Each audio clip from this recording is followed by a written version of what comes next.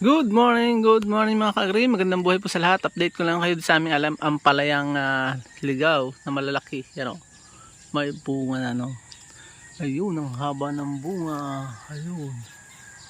Umagang umaga o. Ganda natin background mga ibon. Dami yan. May buhok pa dito. Sipag yan. Dito lang po yan sa aming sementado gardening. Meron ditong native talaga. Yung napisan isang araw. Yan, itong native talaga. Mga bilog. Yan po ay yung pinaka-hybrid. Yung isa, yan o. Yung hinog na yan. Native din po yan.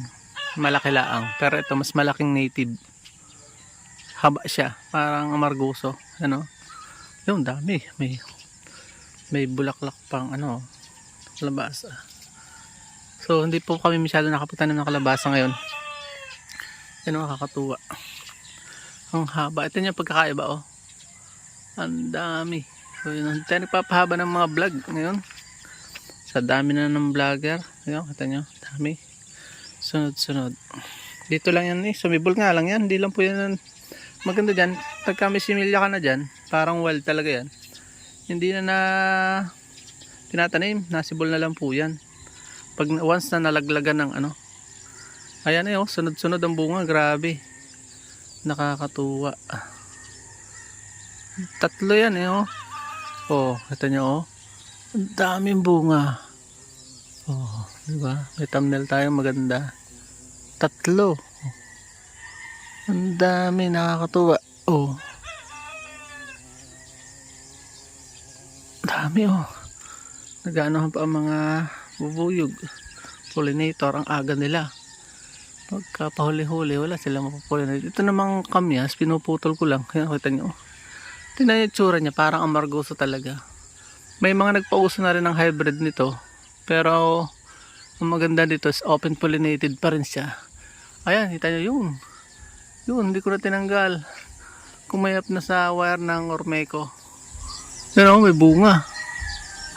Ang dami, sunod-sunod pa yan. Naglawit yan. Ang problema, paano ko hahalitin ko siguro pagka pitasin yung bunga. Hindi ko agad nagapan.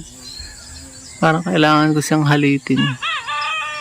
Hindi naman siya makaka-epekto doon sa dahil hindi naman siya ganun ka, yun ang poste ng Ormeco. Oh, umaga pa lang.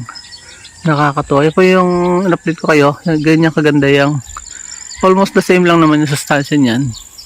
Katulad ng amargoso. Nakakatuwa ang panoorin. So yun lang, paalam and God bless. Please support all Filipino vloggers. Pakita natin sa mundo sa nagkakasanlahing Pilipino. May business nga po pala tayo mga huli ka. Mga ka-agri. Nasa Santa International po ako ngayon. At kung gusto niyo ng sideline ay comment nyo lang po ako. At itatransact natin via online. Maraming salamat, paalam and God bless. Yun, mayroon pa nakatago yun. Apat talaga. 5, ang dami yun. Sakop na ang mga kahanggan pag nangangain kami nito, nagluluto.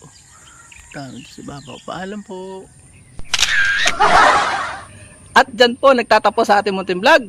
Kung kayo po ay napagpala at mahilig kayo sa ganitong kasing mga upload, please consider subscribing and hitting the bell icon so that you'll get notifications sa ating mga upcoming videos. Paalam and God bless. Bye bye po muna.